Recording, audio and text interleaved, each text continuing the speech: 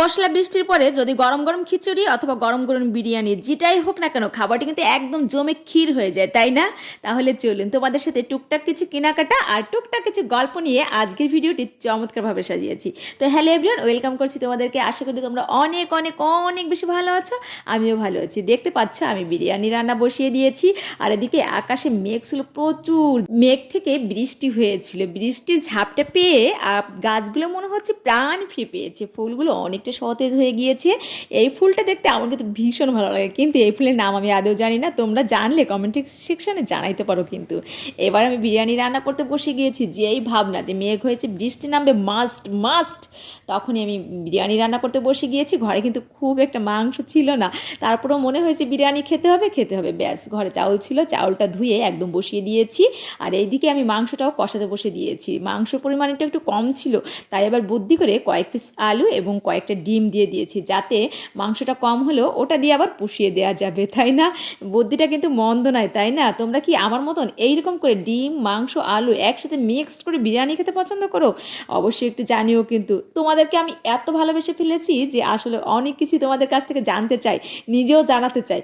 আর একটা কথা, আমার কিন্তু না আপুদের অনেক অনেক ভিডিও, মানে অর্থাৎ ব্লগিং ভিডিও দেখতে অনেক বেশি ভালো লাগে। মা আপুরা কত সুন্দর করে রান্না করে, এত সুন্দর করে কথা বলে, কি সুন্দর করে শপিং করে, সবটাই আমার কাছে এত ভালো লাগে। সত্যি আমার অনেক ভালো লাগে আপুদের ব্লগিং দেখতে। এই জন্য আমি নিজেও একটা ব্লগিং পেজ খুলেছি, অর্থাৎ কুকিং ব্লগিং পেজ। এখানে আমার লাইফস্টাইল থাকে, এখানে আমার রান্নাবান্না থাকে।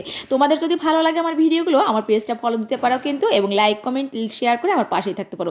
ভিডিওটি লাস্ট পর্যন্ত দেখো, আশা করি তোমাদের ভালো লাগবে। চলে গিয়েছিলাম কেনাকাটা করার জন্য, কেনাকাটা করতে গিয়েছিলাম। আমার মা ছিল আমার সাথে, আমার ভাইয়ের একটা ছেলে হয়েছিল, অর্থাৎ আমার একটা ভাই বেটার জন্য টুকটাক কিছু কেনাকাটা, আর আমার রান্নাঘরের জন্য ছোট ছোট কয়েকটা জিনিসপত্র কেনার জন্যই চলে গিয়েছিলাম আমি আর আমার মা।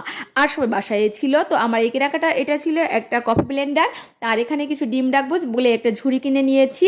তোমরা তো জানোই রান্নাবান্না করার জন্য টুকটাক কিছু শৌখিন জিনিস লাগে। এটা একটা চালের গুঁড়ো চালনি, আমার মনে হয় এই চালনিটা দিয়েই চাউল গুঁড়াটা চালতে অনেক বেশি কমফোর্টেবল হয়। আমি একটা জুতো কিনে নিয়েছিলাম, জুতো মানে আমার সবসময় এই কালো জুতোটাই ভালো লাগে।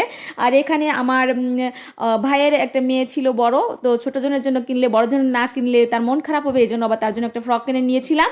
এই কালারটা কিন্তু খুবই ভালো ছিল। আর এই যে দুইটা শার্ট কিনে নিয়েছি ভাইবেটার জন্য। আর এই যে কফি ব্লেন্ডারটা, এটা তোমাদের সাথে একটু শেয়ার করলাম আলাদা করে। এটা ছিল ব্যাটারি চালিত একটা কফি ব্লেন্ডার, তো খুবই সস্তা, কিন্তু দেখতে কালারটা অনেক বেশি জোর ছিল। এই যে আমার জুতাটা ফাইনালি দেখিয়ে দিলাম।